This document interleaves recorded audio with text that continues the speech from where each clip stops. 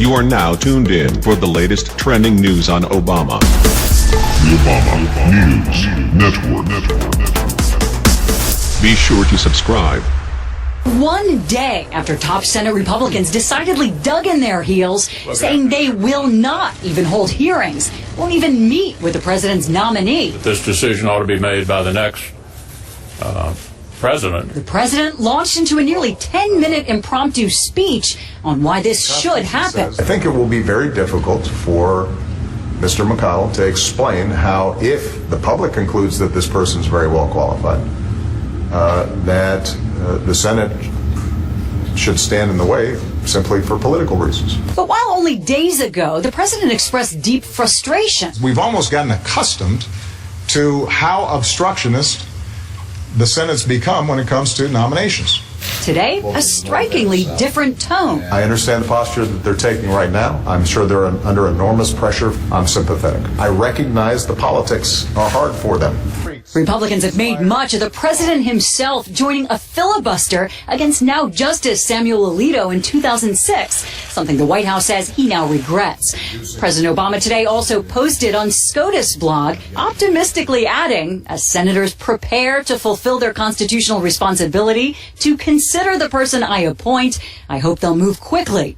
Now comes word that one of those potential nominees currently being vetted in that big black binder is Republican Nevada Governor and former federal judge Brian Sandoval, says top Senate Democrat Harry Reid. The Constitution is pretty clear about what is supposed to happen now. When there is a vacancy on the Supreme Court, the President of the United States is to nominate someone. The Senate is to consider that nomination, and either they disapprove of that nominee or that nominee is elevated to the Supreme Court. Historically, this has not been viewed as a question.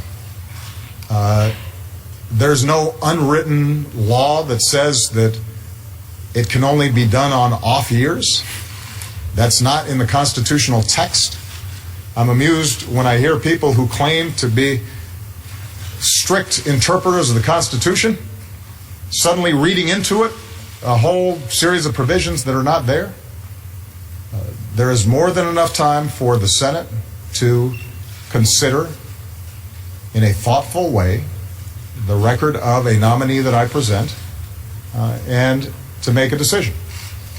And with respect to our process, we're going to do the same thing that we did with respect to Justice Kagan's nomination and Justice Sotomayor's nomination. We're going to find somebody who is an outstanding legal mind, somebody who cares deeply about our democracy and cares about rule of law.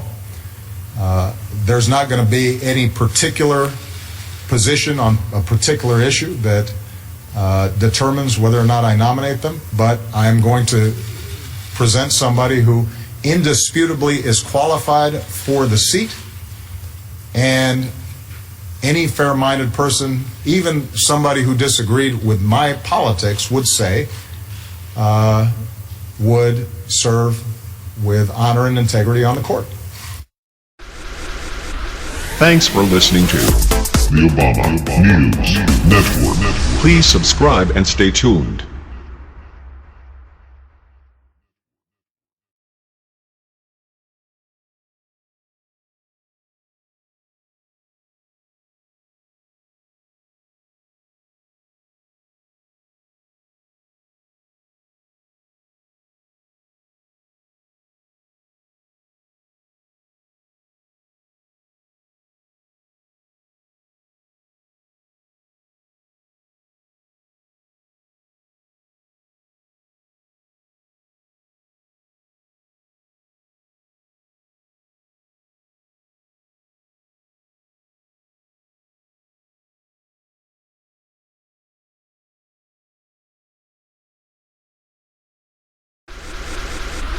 Thanks for listening to The Obama News Network.